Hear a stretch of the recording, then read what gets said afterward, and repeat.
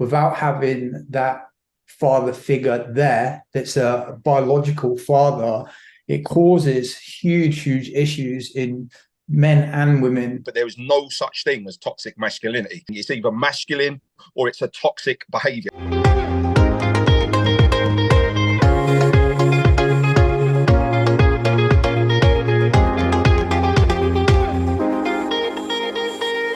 Hello and welcome back to my YouTube channel. This evening, I am so excited to introduce you to some brand new guests, and it's great to see some men. Gents, thanks for joining us. And Wendy, as always, it's absolutely incredible to have you back with us.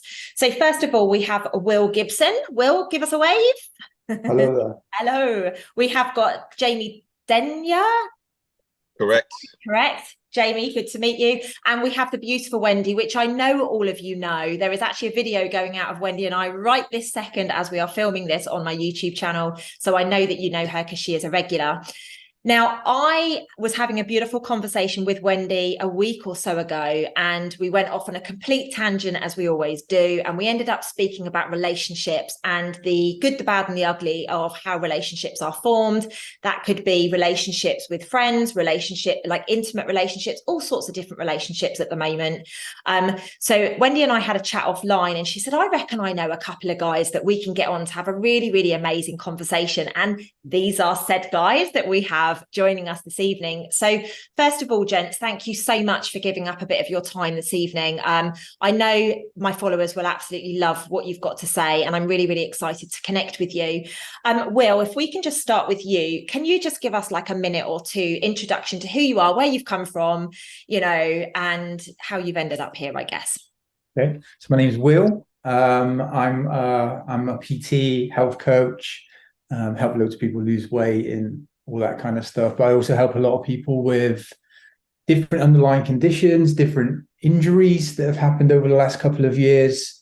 And I'm also a Christian counselor, and I run and own a charity called Refuel, where we help men all over the country with addiction, abuse, and kind of everything that comes along with men's mental health.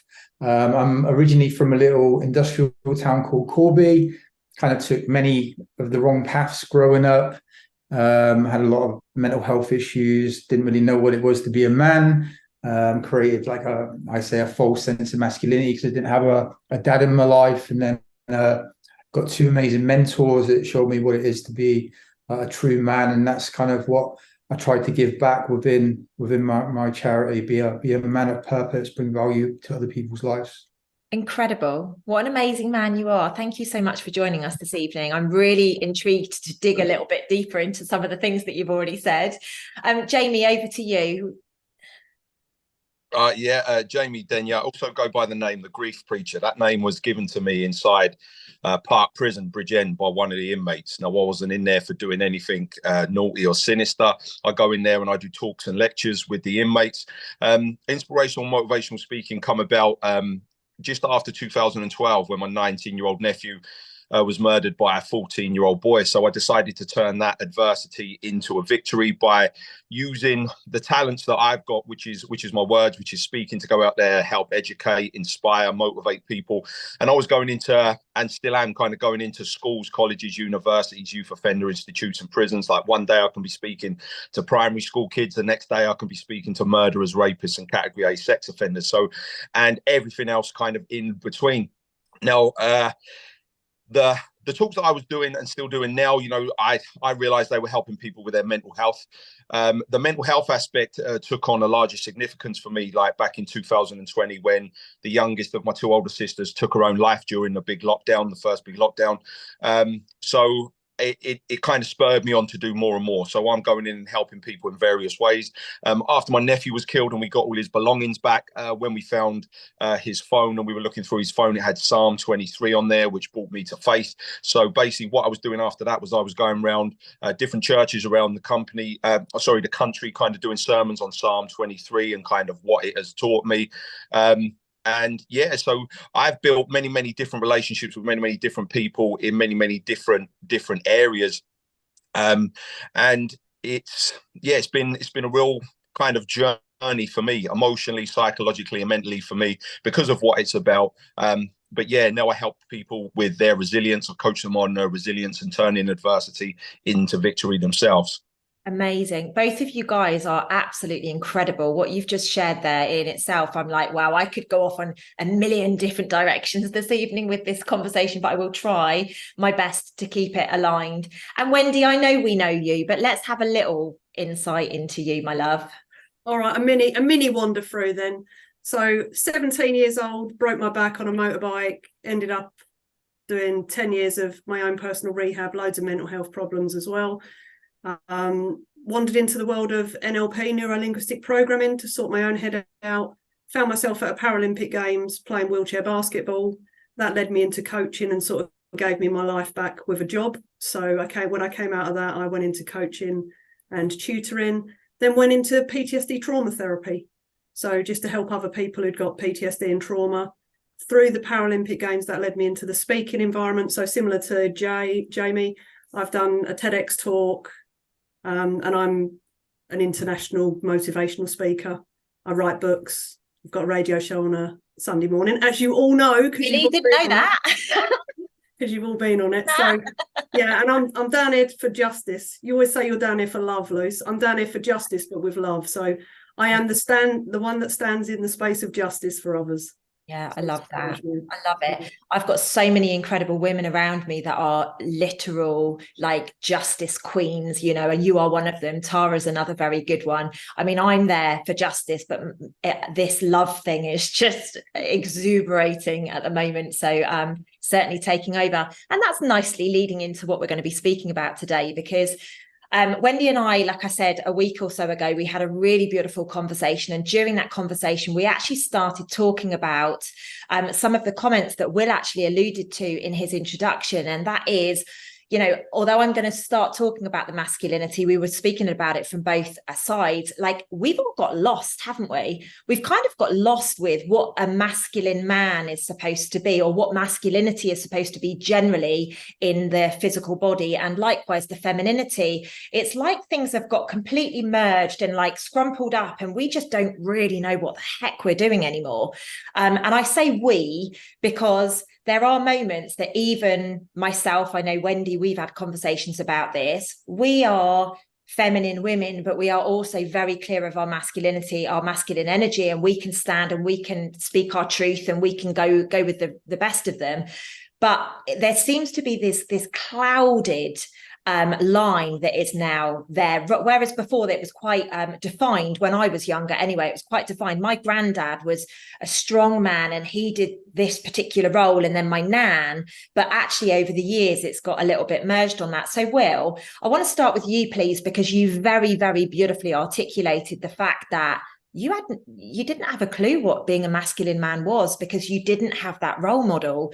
Can we just dig into that a little bit more, please? Because I actually think this is going to speak to a lot of men and women around the world.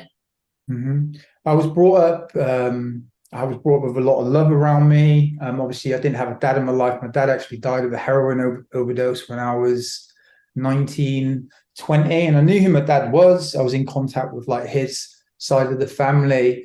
But and I had strong male figures around me, but I know from my experience and guys that I've worked with, without having that father figure there, that's a biological father, it causes huge issues in men and women. I was very sensitive to rejection. I'd always want to be liked and loved. I was always very performance-based.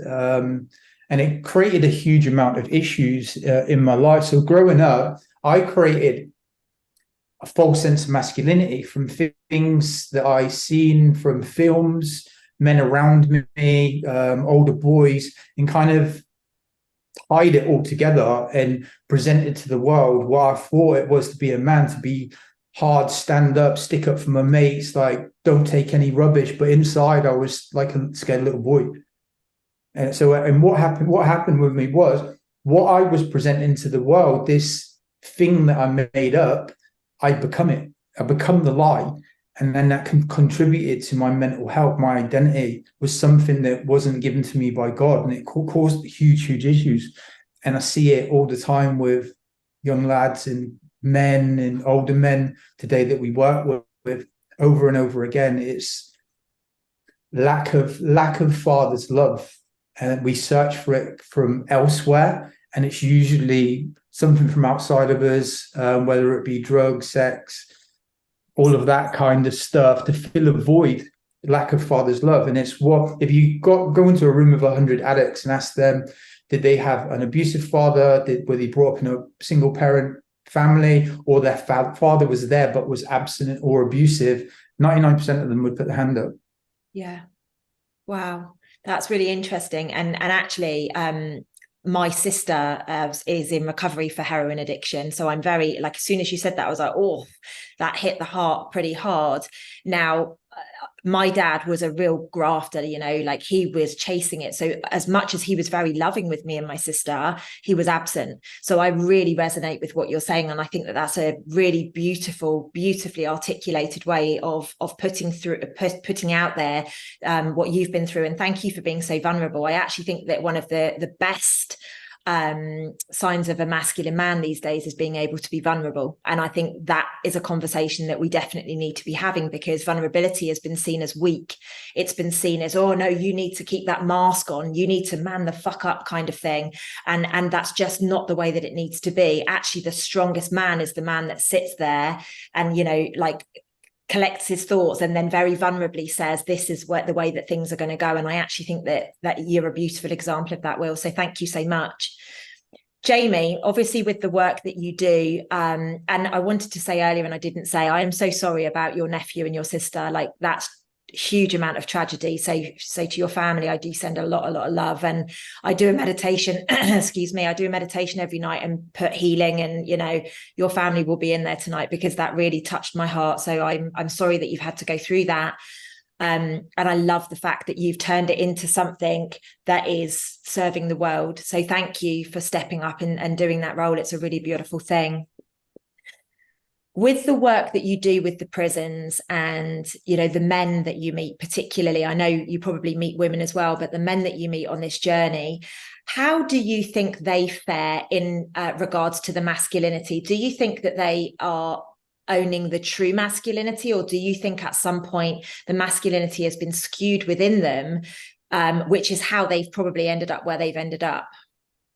Yeah, I think, you know, there's going to be a patchwork quilt of like reasons. And, you know, when you look deeper into this issue of masculinity and like people not knowing where they stand or not knowing who they are or not knowing why, I mean, kind of no wonder. I mean, with all these different kind of influences that are coming on us at the moment. And listen, I'm going to stand firm in this statement, and people might not like it, like me saying it, but there is no such thing as toxic masculinity. There's no such thing. It's either masculine or it's a toxic behavior. Now, when you look back at why this term was brought up back in the day, it was to do with prisoners it was psychiatrists and psychologists that gave like the labels to prisoners that were kind of beating each other up, stabbing each other back in the day, just outbursts of behavior that has now bled into society for some strange reason. Now, at the end of the day, you are just either a masculine man or you're a toxic person. It's kind of one or the other. So yeah, the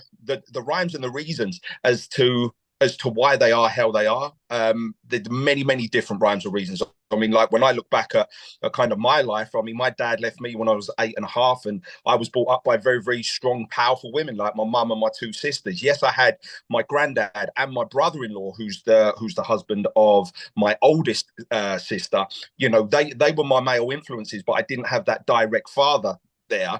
But I missed out on nothing. And I grew up in a very rough council estate, loads of drug dealers, loads of drug users. I mean, I was witness to 2 murders by the time I was 13, but I never felt the need to get into that. Like I knew that I was different. I knew that saying no was kind of very, very masculine. And that was the right thing to do. And me going against the grain. Yes, there were times where I felt like a salmon swimming upstream, but at the end of the day, I knew that was right. So when I go into those environments, I have to be very, very very alpha, because what you have to understand is I'm an alpha male anyway, going into another alpha's domain, and I'm dealing with people that need to show who they are, right? They've got this reputation to uphold, and someone that's coming in that speaks how I do, very, very forthright, you know, with a lot of passion. And a lot of people have said to me, like, why is this guy so angry? But I'm saying, never ever, like, never confuse anger with passion, because they may look quite similar, but their meaning is very, very different. I mean, anger, I just want to tear people down and hurt. Passion will want to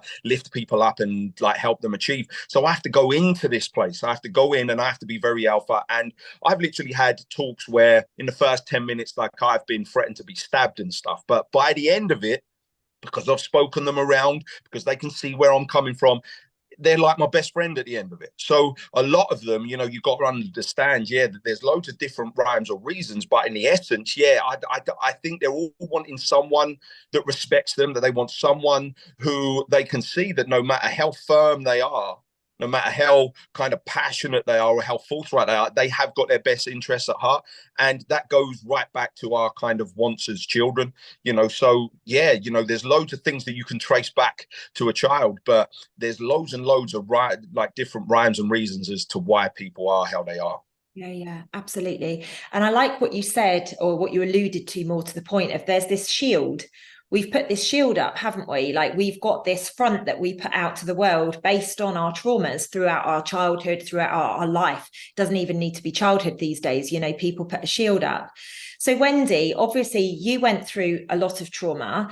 And if we stay looking at the masculine energy, because I actually think that this is probably quite resonant for today, and then maybe we should do another one on femininity, or maybe it will blend into femininity. We'll just see how this goes. But I know you and I have spoken, and I was very much in my masculine energy for many, many years. And you've also said the same. So let's look at it now from a female perspective with the masculine energy. How do you perceive, or, you know, what's the outlook that you've got on the women around you that have stepped into their masculine energy, but because of hiding behind this shield, they perhaps haven't felt safe or protected? Because from my perspective, it was always about safety. If I feel safe, I am the most feminine woman on the planet. But if I don't feel safe, my God, do my hackles come up and my guns come up and I'm ready to go?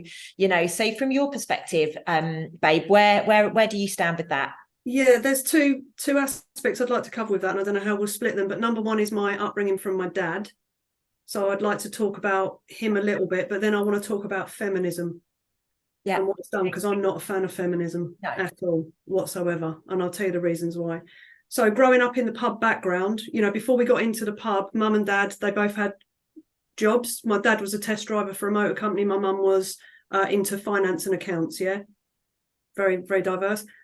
My dad, I'm sure he wanted two boys, so when he got two girls, we ended up doing all boy stuff. So, you know, mum tried her best to put us in dresses and stuff like that, but we were always covered in mud, and we had chickens, and, you know, that. So there was always, we always were under a car with dad or doing something. So, but we were brought up by two very practical parents who had roles. So there was never like, you're a woman, you should be in the kitchen. It was never that. It was like, that was just like mum's role was cooking. If mum couldn't cook, dad would cook. Dad's a really good cook. But it would be like 95% mum, 5% dad. You know, when we moved into the pub, there were roles again. You had certain roles that you fulfilled. Mum did all the accounts and certain bits and pieces. You know, dad would change the barrels. The reason being is because men are stronger than women. Yeah. I could lift a barrel at 15 years old. You know, my mum would struggle to lift some of these big barrels when you're changing barrels. That was a man's job. You know, so we were brought up with the knowledge that there's things that women do and things that men do, but there's no discrimination in between them. If you want to have a go at something that a man does, no one will laugh at you because you're a woman and say you shouldn't do that. So we were brought up in this really level environment where everybody stood shoulder to shoulder, but it wasn't questioned. As in, if mum was like, oh, I've got to go and do the cooking, it wasn't, that's it, you know, get back in the kitchen, woman. There was no, like, it happened. It was just one of these things where roles were very defined, but there was no discrimination. As if, you know, if I said to dad, oh, I want to come and dig up an aeroplane in a field with you, it wouldn't be like, you can't do that because that's a man's job. Do you know what I mean? It'd be like, yeah, kid, come on. But if there was heavy things to carry that I couldn't carry, the first thing you would do is ask one of the blokes to carry it. Yeah. you know, so we were brought up knowing the difference in strengths between men and women, mental strengths and physical strengths, and emotional strengths as well. So I think it was a very balanced environment to grow up in. However, due to that upbringing, because we had to be very independent from an early age, and because mum taught us the practical female stuff, you know, I'm shit at knitting, but she taught us how to knit and how to sew, right? I can sew anything, but trust me, you wouldn't want to go out in it because it really doesn't look very neat, right? But also I can put your coving up, I can plaster your walls, I can tile your bathroom, yeah, I can build you a wall, I can put a roof on a house, you know. So I can, my dad hired me during the summer instead of labourers to concrete paths around one of our houses, because he said, I get better work out of you than what I do anyone I can pay £100 a day. I never used to get paid £100 a day, by the way. But so, you know, so we were, like I say, we were brought up practical. This is how you look after yourself. But also, if you can't do it, you ask a man to do it. Yeah. So there was never any of this feminism. The only thing with the feminism that I agree with is equal pay if you're in the same roles. You know, if you're doing the same job as someone, why should someone get paid more than you if you've got the same? Yeah, that I don't like. But this feminism of, you know, I can stand on my own 2 feet and I don't need a man. I think it's all bollocks and it's causing havoc in society. And I don't have, well, say that, the majority of my friends, my sister is very much like me, very, you know, stands in her masculine a lot because she's in the transport industry. And I think sometimes it's recognizing within yourself, like for me, if I'm with a partner that can fix shit, you know, and that stands in front of me, I'm happy to be feminine and stand back. Exactly. But if I've got someone like I'm sort of going off track, one of my ex-boyfriends, he was no good at DIY and he drilled a hole through his knee trying to make me a stand for my record deck. So I said to him, don't do it, I'll do it. And I just heard the screaming coming from upstairs because he hadn't used my workbench. He put the wood across his knee and just drilled straight. And I was like, you can't touch my power tools ever again. You know, so, but for me, that was, I know, I had to reverse the drill out of his knee. Seriously, I was laughing. He passed out. I had to slap him. It was just ridiculous. But so for me, I've got a couple of male friends, like I love going out with them because they open doors for me. They know I hate walking into venues first. They'll always walk in front of me. They order my food for me. During the mask fiasco in restaurants, as I went to open my mouth and say I don't wear them, my friend stepped in front of me and was like, I'll handle this. And for me, it's lovely because I get to stand back. I used to fight so much when I was younger. I'm not wanting to be in that space. I want to feel like I have a level of protection with me. Yeah. And I'll tell you what, someone said this the other night. I was watching a video, so I know I'm going sort of off tangent again, but this was very poignant. I was watching a Muslim guy talk about their faith, and I don't know a lot about it. And what he was saying is, and I found this really fascinating, because he said, people view it like, you know, men are dominant, men are controlling, men are this and that. He said, however, he said, if you're as a woman walking down the street, if you've missed your bus late at night, 10 o'clock, your phone's gone flat, and you're walking down the road and another man walks towards you, what's going through your head? You're thinking, shit, is he looking at me funny? You're starting to think all those things. He said, as a man walking down that road, I'm not thinking nothing, it's another bloke. He said, so from a protective point of view, men are the protectors. Yeah. And I love that. I was in full agreement with that. And that's how I view men, you know. And this is where I believe that things have got really skewed. A couple of points that you raised, the strengths of the feminine against the masculine, I don't think there is clear boundaries with that anymore. Obviously, because we've got things like the transgender movement, we've got men now that have changed to be women competing in women's sports, all sorts of things like this. These lines have become very, very blurred. And I feel that actually this is just an output of the way society has been for a number of years now. I don't believe it's been many, many years since we've had that clear definition of roles, because the women, you know, as soon as women started being taxed, they wanted the same, you know, as soon as they could go to work and they were starting to be taxed because the government wanted the money, all of a sudden women wanted the same rights. And this is where, you know, we wanted the masculine energy for ourselves then. We actually, oh no, we can do it ourselves. And, you know, I was that girl. I used to work on the trading floor for investment banks, and I was that, I'm an independent woman. I don't need no man to survive. Like, I was literally that person. And it's because many, many different reasons. But for me, when I look back now, it's because I was suffering. And I didn't feel safe in my environment, in my family environment. Now, my family environment, I'm very lucky. You know, yes, my sister was a drug addict, but other than that, my family unit was, and still is, amazing. Did I feel the love that I feel I needed for me? No. And that's where the insecurity of not feeling safe came from, which is why all of a sudden, when I got the opportunity, I don't need no man to survive, you know. And I think this has happened a lot to women. And then what's happened is we've met men that have been through a lot. Now, Jamie sounds a bit of an anomaly. He sounds like he knew his masculinity, wanted to stand in that, and he's done that from the get-go. But imagine a very, very, very, very, very strong woman meeting Will when Will was going through that process of not knowing what a masculine man was supposed to do. Like, that's where this narcissism and things like that have kicked in, because I don't know about you guys, but I've seen this wave of narcissism. Like, everybody talks about narcissism, right? Constantly, all the time. And I feel it's because these roles have got confused, and we're, you know, the men are fighting for some of the women's stuff, and the women's and it's just a mess, isn't it? It's become extremely, extremely confused. So, Will, how do you feel about, I mean, obviously now you've stepped into your masculinity. We can see that very, very clearly, especially with the beautiful work that you're doing. How do you feel? Do you feel that things have been clearly defined, or do you think that it's just a bit of a shit show, and that, you know, perhaps we need to roll back a few years and actually get some clear definition going? Back to the 1940s. Yeah, back to 1940s, Wendy, that's what I say. But all of this you see going on in the world, this is by design. The destruction of boundaries creates chaos. If you look back hundreds or thousands of years, go all the way back to Babylon, this is what happened. This is where things like, you see the Baphomet, like half the women's breasts, female parts. This is where the transgender movement, even if you look at where the roots of the transgender movement comes from, it's all steeped in the most horrendous things. Pedophilia is the root of it. Both of the guys that created it. And it's all to do, I don't know what everyone believes, Jamie will probably agree with me, there's a spiritual element to this.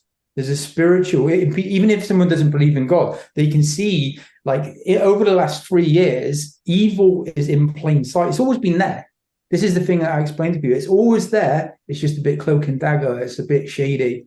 But now they're out full force, and they're just trying to destroy all boundaries because it creates chaos. Who's the author of chaos? The enemy. Exactly. Yeah. And this is where I'll kind of back Will up, because I say to people, listen, I don't care if you believe in God or not, right? I don't care if you're a Christian or you're a believer or not. What you have to understand is, because that element is irrelevant. We are dealing with people that do believe in something evil, that has got that has got that figurehead, be it Moloch, be it Baal, be it Lucifer, whatever. And you look at those demon gods who, like, what one of them, Baal, was like the demon god of child sacrifice. So you see, like, what's happening now, and it is literally a case of, listen, it doesn't matter what you believe, we are dealing with people and what they believe and what they are following and what their agenda is. And no wonder all this is going on. No wonder boundaries are being broken down, and we are being influenced by the new, and we do have to go back. Like, listen, look at our nans and our granddads, how they used to do things, how they used to fix stuff. And I'm not talking about anything materialistic. I'm talking about the emotional side of things. If a relationship was hard, they would go and fix it. Because we live in a throwaway culture now, it's just easy to throw something away and think the grass is greener on the other side and start again. Where our nans and our granddads, they fought tooth and nail. That's why, you know, to put that right. That's why I talk about this old school resilience. And we are dealing with an enemy that we've never dealt with before, because whenever you're in a relationship with somebody, be it a loving relationship, be it friendship, be it whatever, it's never you two. It's never just the two of you. There is a third element, and it is the digital element. It is the social media. Like, there's so much temptation out there now. There's so much kind of like ease that you can do stuff that is wrong. I always talk about the power of a like. Now, back in the day, like if you wanted to be naughty, like you had to kind of plan stuff and be and follow it like military precision. Now that's all you got to do is just keep liking someone's post. So hello, I'm here, and that like, and it's like if you're liking other people's pictures, if you're in a relationship yourself, like that's saying to someone, listen, I think you're beautiful, because of this sudden rise in narcissism where people are just kind of putting up selfie after selfie after selfie to get recognition because of what they look like. That's all a selfie is. That's all a selfie is. Whenever I do a selfie of myself, like you can go through my Instagram and it's outside of school to say, this is where I'm speaking today. That's it. But like, it will just be loads and loads of selfies for many, many different reasons that have nothing to do with you being in that picture. So you're seeking validation from other people. That's what it is. And it's all based on your looks. And if someone likes that picture, then it is purely based on the look element. And if you're with someone, like say for instance you're with your partner, because that like is saying, I think you look beautiful, be with your partner and go up to another woman or go up to another man and say, I think you're beautiful, or go up to another man and say, like, I think you're handsome. See what goes on. So see what happens after that. So there's just this element of like ease that's tempting us as human beings, because we are so fallen. Listen, we are so sinful, like we are broken, that we do need to keep ourselves in check. And even us, like people that are on this journey, that are involved in self-development and like bettering ourselves and like really kind of like regimented in kind of like our missions of what we got, we still need to keep ourselves on track. So people that think that there's like that nothing that they do is wrong, they're all right, they're okay, we don't need to improve ourselves, those people will just all of a sudden drift into badder and worse habits. So once the boundaries, like you said, are blurred, people will step right over them boundaries and carry on taking them further,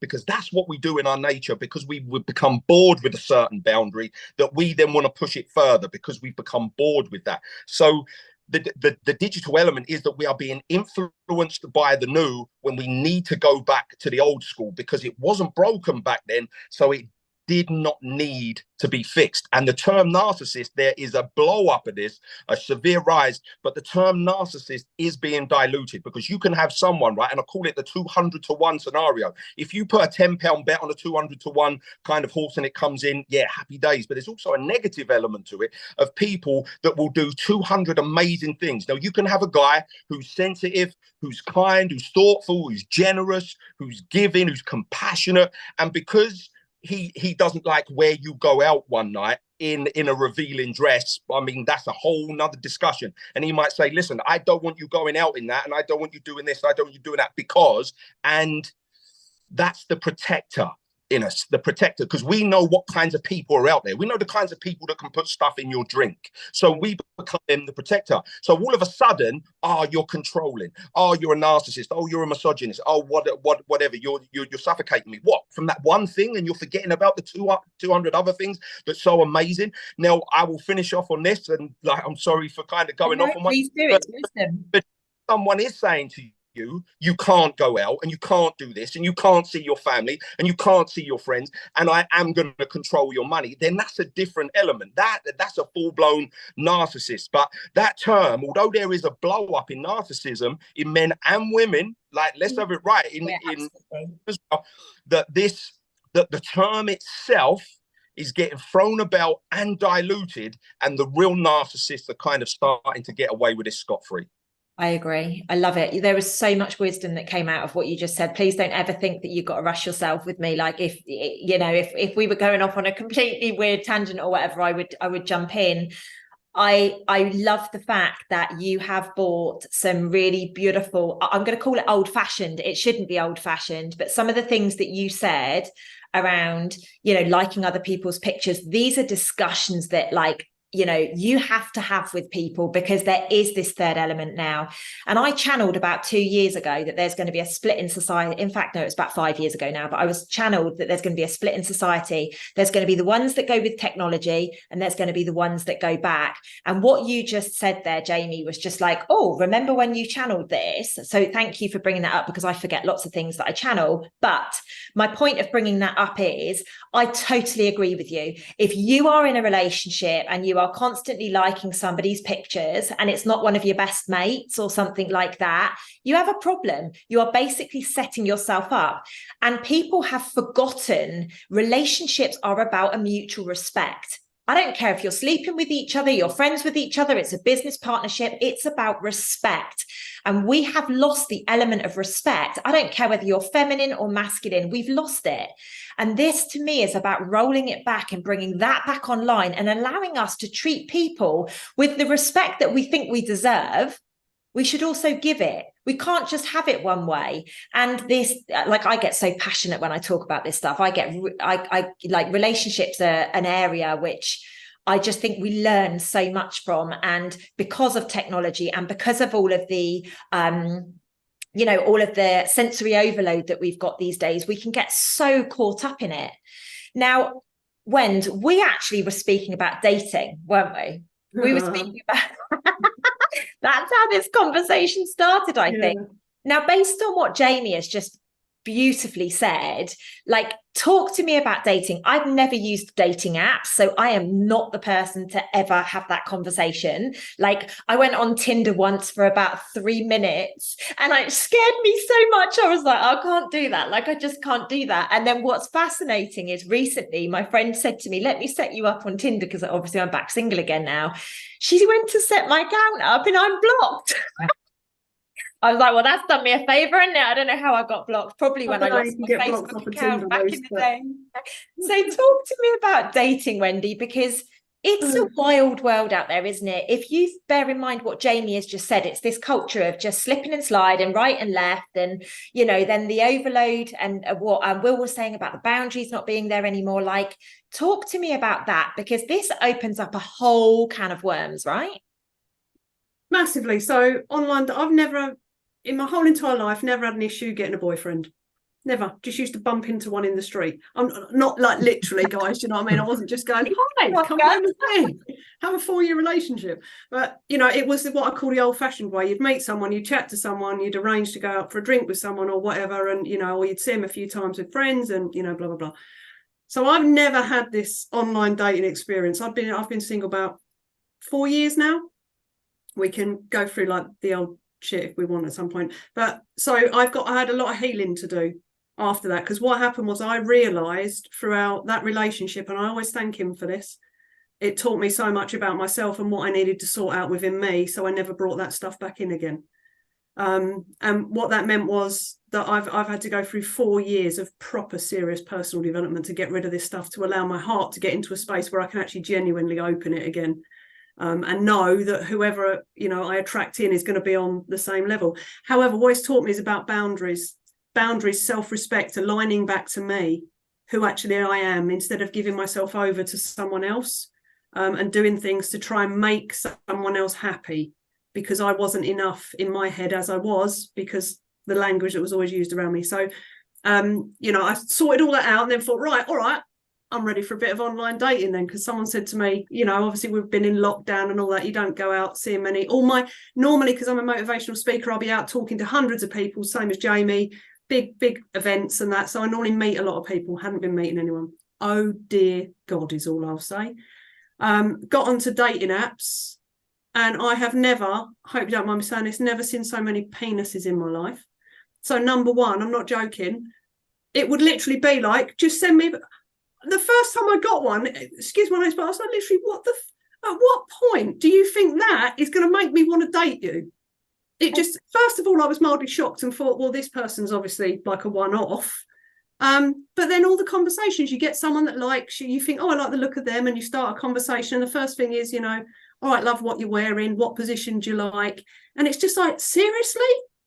And because I'm a trained interrogator as well, so I'll go through, like, I've got an interrogation list, and it's just be within 3 sentences, they'd be gone. I'd just be like, block, delete, block, delete.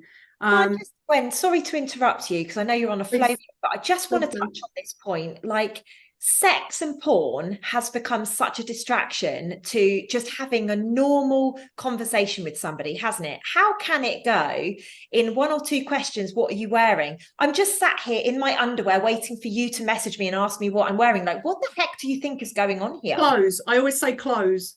So that, like, I'm wearing clothes. What do you think I'm wearing? You know, and it's just like, but I have had, honestly, some of the funniest experiences just through it. People like showing, this is why I like to meet people in person.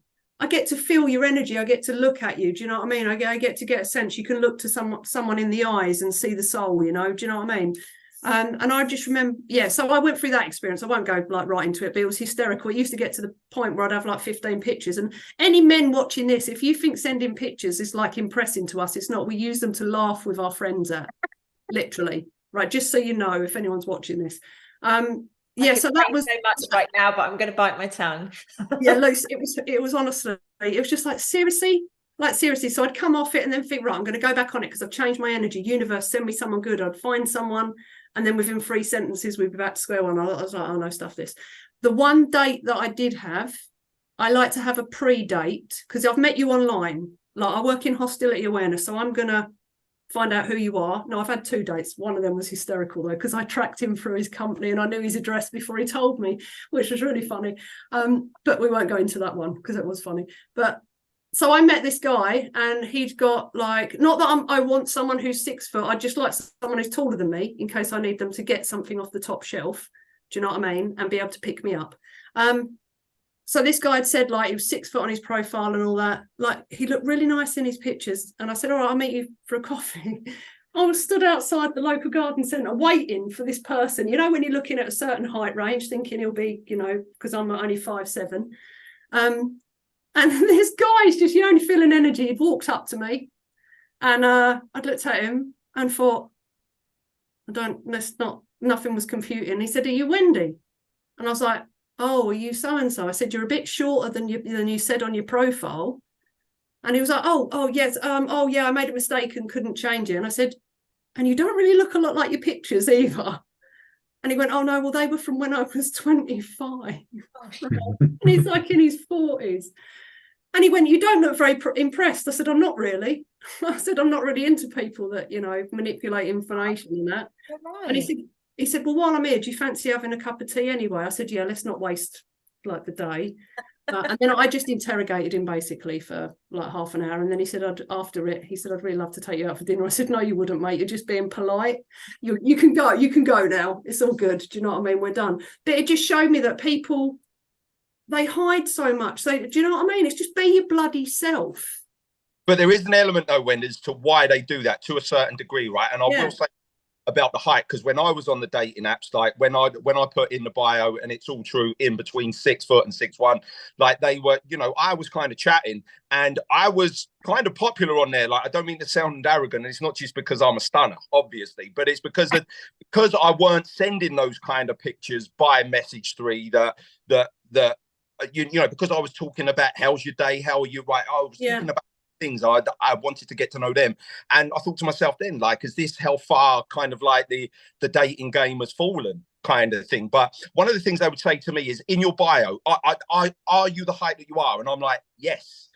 Really? Exclamation mark, question mark, question mark. Yes, I am, right? Because it was a really big thing.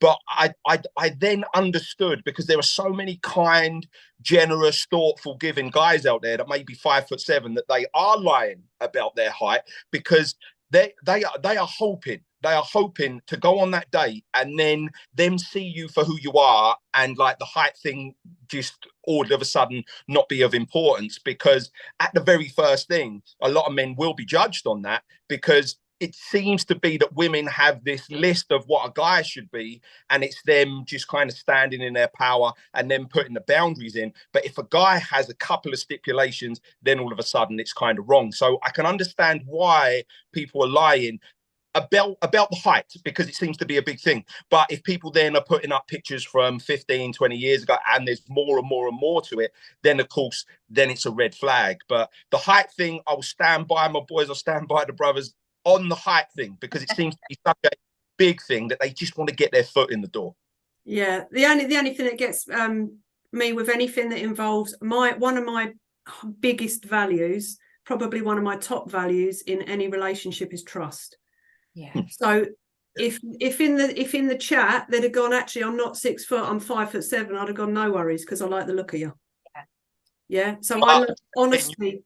Minority on that one. Oh yeah, I am a, like, probably in the minority of most people, because I like to take people on face value. However, I do have very, very solid values that I like to stand by. Trust and honesty. You know, they're my two biggest ones. So if you've already started off on the wrong foot, for me, it's like we've got nothing we can build. A real double-edged sword. This nicely leads in, though. I wrote down earlier about standards, because I think all relationships have standards, right? I think, you know, it doesn't matter where you are, you have a set of standards for a relationship. And you know, a friendship, I don't care what relationship I have, whether it's business, intimate, whatever. I'm with Wendy. If somebody lies to me, like, it's not cool. Like, I'm not okay with that. That's the one thing where it's kind of like a make or break with me. If I find out you've lied, I'm gone, you know. And it could be the most stupid thing, but for me, it's a, you know, and at the end of the day, it's a wound that we've got from our childhood. It's emotional trauma that we can't get past, and I completely own that. But where do we draw a line with the standards? Because what I loved with you two just talking then is Wendy's kind of like, yeah, this is my standard. I don't want somebody to lie to me. But then Jamie's going, yeah, but I get why they do it. Like, I'm not saying that's a behavior that I would have, but I get why they would do it. So, Will, what's your take on that? Like, where do you draw a line with standards in relationships? And I'm talking any relationship now, business relationship, whatever. It doesn't need to be necessarily intimate. Honor, standing on your principles and your morals, giving everybody the opportunity if they break your trust, meeting somebody 50% of the way. That's the way that relationships always work. Don't ever go 60% for someone, go 50%, let them come to the other 50, and then kind of work together. Then you're not kind of encroaching on their boundaries, you're not letting them come on yours. You've got, so that's something I learned. But just being honest, man. Like, I think men and women receive love differently. Men receive love by respect, and obviously this respect, it goes to women as well. But I think when you're in an intimate relationship, I receive love by respect, and I think all men do. So when we're disrespected, we feel that we're not being loved. Women being there, obviously emotional availability, time, being the protector. But I think just like being honest with yourself, then you can be honest with everybody else around you. I think it's easy for men to win today, man. So everybody's weak.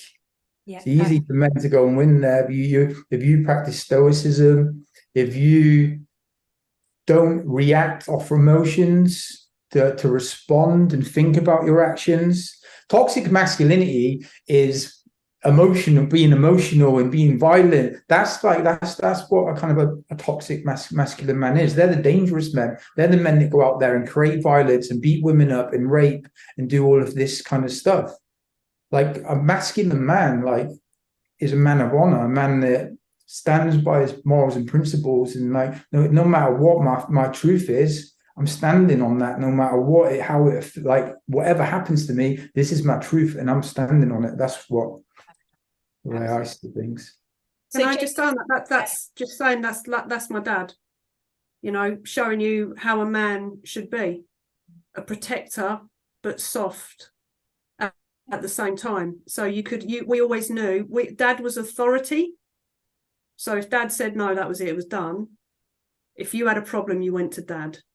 If you need protecting, you went to Dad. You know, so it was that, and that's what I look for in a man. As you know, in a relationship. It's funny where they say that you're similar patterning probably with the men that you go out with to how your dad is. Not found one quite like it. Yeah, it sounds really weird. Okay, but, you know, just like my dad. He's got my dad's got such good qualities when it comes to all of that. You know, how he treats other people, how he is with women, how he is with men, how protective he is. You know, his boundaries he has. You know, so all of that has really benefited me and my sister growing up. And I think that's all I've realized now, is I went so far away from that. I'd sort of lost connection to that side of me. And now I'm coming back into it. if this is making any sense. I'm now back in that space where, for me to feel feminine and be a woman and feel happy and relaxed in myself, I need a man who knows what it means to be a man. And do you know what Will said as well about the 50-50? Do you know when a man is masculine, but he's soft and he's a protector and he's gone his 50% there, make sure that you go your 50% and you tell that man, do you know what, my babes, I felt so safe with you there. You make me feel protected. You make me feel safe. Thank you. And do you know what, right? Do you know just them little words that then just like the man would be buzzing, proper buzzing, and that makes him feel like the king. And then all of a sudden, you know, when a man feels like the king, there's only one thing that's going to come from that, is the women are going to start feeling like the queen that they deserve to be as well. So if that man is that masculine man, that soft, that protector, make sure he's told. Make sure he's told. That's his 50% he's done there. But isn't it just a case of men are expected to do that? And when they do it, it's nothing worth talking about. It's nothing worth giving praise for. Start doing that and see the game change. Someone coming up to you saying, I feel really safe with you. I feel protected. Thank you for being the protector that you are. The game all of a sudden changes then. Yeah, I disagree that it's expected. I know it probably should be, but I disagree that it's expected. I do believe, and I totally agree with you, there is a massive communication breakdown between men and women, men and men, women and women. We all expect people to be telepathic, and we're not quite there yet. I mean, I'm getting quite good with certain people in telepathy. Like, it's a beautiful skill that I've got, but very few people on the planet have that yet, I say loosely, you know. But we make such huge assumptions. Well, he must be thinking this. Why does he not know that I think he's amazing for making me feel safe? And I feel that, again, this boils back down to the standards and, you know, that you set. Like, I need to be able to be vulnerable. Now, this is something that I didn't know until maybe a couple of years ago. I have to have somebody who is emotionally available with me so that I can be vulnerable when I need to be vulnerable, without being like, oh, I'm going to get judged for this, or, oh my gosh, you know, how's this going to look because I'm having, you know, a moment. And I very rarely have moments, but if I'm having a moment, I need to feel safe in that moment without being judged from it. And it's something that I didn't know, obviously, until you go through things. And for me personally, that boils down to communication. I feel that we've stunted our communication so badly because we're constantly distracted by this. We're constantly distracted by the big shiny lights and the, you know, all the abundance of different men and women and all these different things going on, and, like, you know, sensory overload, that we've actually forgotten to say, hey, babe, how was your day? Hey, babe, are you okay today? Is there anything you need to share with me? You know, like I used to have this thing. I would get into bed at the end of the day and be like, right, let's just say 5 things that we're grateful for each other for. Because no matter what happens, then you're going to go to bed in a space of gratitude, rather than in that he was a fucking idiot earlier today, he didn't do this and he didn't. And in those moments, you can find something really beautiful with each other. And it's really interesting how it gets received by people. Anybody that travels with me when I'm off speaking and running my seminars and stuff, I'm like, come on, we need to do gratitude. And they're like, oh, Lucy, come on. I'm like, no, because this sets the tone for tomorrow. Let's not allow our communication to break down. You know, I'm a communicator. Can you imagine? They were glad Oh, social media for an hour instead of just journaling like the gratitude for 5 minutes. They would gladly scroll through social media on nonsense for like an hour. You know what, right? I blew my partner's socks off the other day with a very simple kind of basic statement. Now, we were both painting a bedroom at this particular time, and I just said to her, babe, is there anything that I'm doing that I need to do better? Is there something that I can do better? Is there anything that you want me to do that I'm not doing, or I am doing but can do it better? Anything at all? And she was like blown away. Now, just from that simple statement, I mean, how many people can seriously look their partner in the eye and literally say, that's a question that I asked? Yeah. Like that I've asked in the last 2 weeks, 2 months, 2 years, ever. Like, how can I do something better? What can I do to make you feel better? Like, you know, just give me a bit. Just give me a bit of feedback. And yeah, it was at that moment she said, wow, like she said, at 41, I've never been asked that before. Never been asked that before. And to be honest, like she said straight away, no. but let me have a little think. And do you know what? After a little think, there was still nothing, which kind of showed me that, yeah, listen, Jamie, you have learned from the past. You are this particular person, because I've been major work in progress, even though I had certain characteristics back in the day. I mean, like, you're talking to someone that's gone through 2 divorces. So it's, you know, it's one of those that you take stuff from certain things, and like Wendy said, that you heal from them, that you work on them to become that better person, to get to that point where it's just standard to say, babe, can I be doing something better? Am I doing anything that you don't like? Am I doing something? I can be doing something better, or am I not doing something that you want me to do? Please, the floor is yours. And again, like, that relationship, that kind of communication, that in that relationship will only blossom and flourish. I love that so much. I really, one sec, Wendy. I really resonate with being a master question asker. Now, Will, no pressure. We're expecting you to ask your wife that question tonight. No pressure. Send us the answer in the WhatsApp group. I'm at how it goes. Yeah, we want to hear. I think that it's what you said, Jamie. Like, literally, my heart just went, yeah, good on you, because you have to become a master question asker in a relationship. And if somebody isn't open, like, if somebody said that question to me, I'd be gobsmacked, and I'm never gobsmacked. I'm never lost for words ever. But I would be. So I love the fact that she was vulnerable and said, baby, you've got to give me a little moment here to just think about this, because I wasn't expecting that. Become a master question asker in every single area of your life. You have to, because unless you ask the questions, you're making assumptions. None of us know each other well enough, none of us, to just assume what is taking place on a day-to-day basis. Sorry, Wend, what were you going to say? Oh, it was just on the subject of self-awareness. This is the thing where relationships, I think, are breaking down, ties into what you've all been saying, but it's that awareness of self. So if you've got massive issues in there, the first place, have a look at your own language. What are you doing? Are you the demasculation of men I watch on a daily basis, and I find it really harsh. So I've seen men that I would consider good, solid, masculine men be then with a woman who chips away at them. So like chip every day, going, don't do that, don't put that there. Oh, I've told you about that, don't do that, you know. And all they're looking at is the percentage of stuff that person does wrong. But when they met that person, all of that stuff, you know, with your rose tinted glasses on, wasn't visible. But then they just start chipping away. And, you know, the demasculation of men, I think, is something that for me is quite a subject, because women with this feminist agenda, and the phone's always on your phone looking, you know, like you say, comparing unconsciously to what's over there. And you take the eye off the ball of what you're doing and what you want out of something in the first place, and why you're there, and the purpose of it. So I think coming away from that, the self-awareness and self-responsibility of any individual in that space, I think it just comes down to that. You've got to be aware of what you're doing.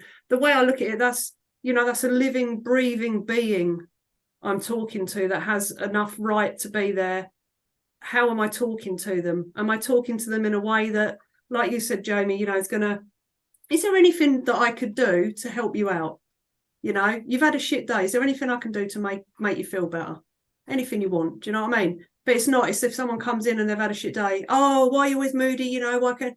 It's like just having that, being able to view another map of reality and go, how can I get a result with this? Because I've obviously gone into this in the first place because I thought I loved this person. I feel the step 4 has to be working on yourself, though. If you haven't, I know Jamie and Will have both alluded to this, and I know I've certainly done this, and I know you have done as well. Like, you've got to take ownership for yourself first and foremost. I was out of a relationship for 6 years before I got together with my ex, because I knew I needed to go deep on the traumas that I had, that I'd made up all these stories, and I'd been living in this. I'd created hell for myself to live in where relationships were concerned. So I feel first and foremost, like, obviously, if you're married, don't go and get a divorce just to go and work on yourself. Like, do it alongside that person. Ask them if they're willing to evolve with you. But if you're single and you're looking for somebody, just check yourself first and foremost. Ask yourself the questions. What do I need to do? Where do I need to get? What beliefs do I need to understand? Do I know my standards? Do I know my values? Do I know my belief systems? And we are evolving beings. Like, we are literally going from a carbon body into a crystalline body right now. So, you know, and everything that goes on with that. So we are evolving every single second of every day. So you've got to be open to be working working on yourself and allowing yourself to ask the questions of, who am I today? Have I enjoyed being me today? Is there anything I need to forgive myself for today? And who am I going to be tomorrow? Who do I want to be tomorrow? When you can ask those questions, then when your partner comes home, you can say to them, because you know you're so safe and secure in your own being, you can say, babe, is there anything that I could be doing better to help mine and your relationship? And whatever they say to you and whatever conversation comes off of that, you know it's going to be met with love rather than a resistance. And that's the same in business, friendship, you know, whatever, isn't it? It's that I think when this all comes down to self-awareness. Yeah. Are you actually aware of yourself, so then you can be aware of others and then interact on any level in any space? But most people aren't, though. They are just, it's everyone else's fault. It's not theirs. You know, they have a right to feel the way in which they do, but no one else does. And if someone is literally having a bad day, they've had a stinker of a day and they've come in, instead of showing that compassion and that kindness of, look, what can I do to make it better for you, even if you've had a bit of a stinker? They will then bring that up. Oh, no, my day's been worse. Oh, yeah, but what about the day I've had? Oh, but and then all of a sudden it turns into a battle. And it is just like the tiny little details that can just literally turn an entire day, an entire conversation and a relationship and steer it in one direction or the other. It's just tiny little things that to that statement of, oh, I've had a really, really bad day. Oh, well, but what about my day? And I've had a bad day as well. Yeah, but what about me? Or listen, what can I do to make it better, my darling? Like those two ways, two totally different directions it's going to go in, but don't be surprised on which direction it goes through because of the language and terminology and attitude in which you use yourself. Yeah, I love that. Will, I'm gonna ask you a quick question and then I'll wrap up, because this conversation has been amazing, by the way. Like, I've really, really enjoyed every second of it. I love all the different perspectives. Could have been a 3-hour bonanza. I know, don't, honestly, I'm sat here thinking, right, because I run seminars, just going off on a tangent, ladies and gents, I run seminars all over the world, and I'm like, right, I need to get these guys on a panel in a discussion at one of my seminars coming up soon. And you know, because it's what I do. It's my favorite thing to do, isn't it? When run big seminars called Soul School, funnily enough.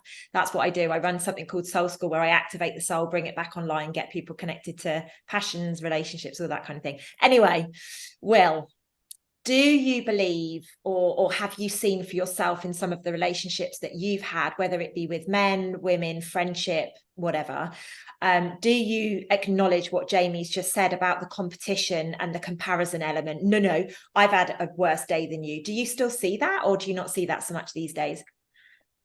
Yeah, it still happens, and I think it's like kind of what you guys were saying. It's like lack of communication, kind of not feeling heard, and being a bit snappy. And we're not always going to be. We know what we should do, and sometimes we just don't feel like in that place, or feel like we're not being heard, or there's a word said that we might have received it wrong, and it might just be a breakdown of communication, and you're just seeing something that's not actually there. So yeah, it still happens. Still happens. Yeah, I've seen it a lot recently. That's why I just wanted to go on that point a little bit, because the way Jamie articulated it was really amazing. But it boils down to, no, you know, you hear a word and you get aggressive about it. It brings up your trauma, and then we get into comparison mode. And you know, comparison mode is something that has to be collapsed. You know, like we were talking about earlier about all the distractions coming to the surface, you know, we have to see the evil so that we can step through it and move away from it. And, you know, we're trying to be distracted and held in that kind of mentality right now. And, you know, with us moving forwards, if we choose to move forwards, we've got to let go of all of this comparison, and we do need to roll back to our beliefs. And, you know, I'm a big fan of it, but like, it has to come down to love. Everything has to go back to love, and there is nothing else. You can't compete. Like, you can't be you know, you can't be somebody who's professing to be loving and bitching about somebody behind their back. You can't profess to be somebody who's supportive and behind closed doors comparing yourself to them. Like, it just doesn't work. You can't have a high vibration and a low vibration coexisting in the same place. And this is the reality of it. We have allowed it to seep into every single relationship that we've got. And it's by acknowledging this in our consciousness of saying, hey, no, I remember that didn't make me feel good last time. I'm not going to do that again. That word triggered me. I'm not going to allow that. Like, I'm going to say no. I'm not going to take this on this lifetime anymore. And that's how we're going to evolve. And that's how, from my perspective at least, and you know, you guys have obviously shared your perspectives really beautifully this evening. That's how the relationships that we've got with ourselves, with each other, and the world is going to evolve into the place where I'm sure we all want to be living, right? It's the only way that you can win is with love. War doesn't win. Anger, resentment, bitterness doesn't win. It doesn't diffuse anything. You can diffuse an angry conversation in a second by showing love straight away. Exactly. Oh, I love that. I think that's where we're going to have to end it there. But I really want to go off on a tangent about love now, but we won't. Maybe we'll save that for another day, because a lot of people have views on the word love. They cringe, don't they, when they hear the word love? So I do think that's another amazing discussion for another day. Guys, I've really enjoyed this. Thank you so much. It's been an absolute pleasure, obviously, to meet you two guys. Wendy, it's always a pleasure with you, my babe. Ladies and gents, can we please give it up for these gorgeous guys? I will put all of their contact details, how you can find them, how you can have sessions with them or whatever, in the description field. So do go and check that out. And hopefully we will be back with this beautiful bunch soon. Do comment below, and we will come back to you with any advice or anything like that we've got. All right, guys. Thanks for watching. Lots of love.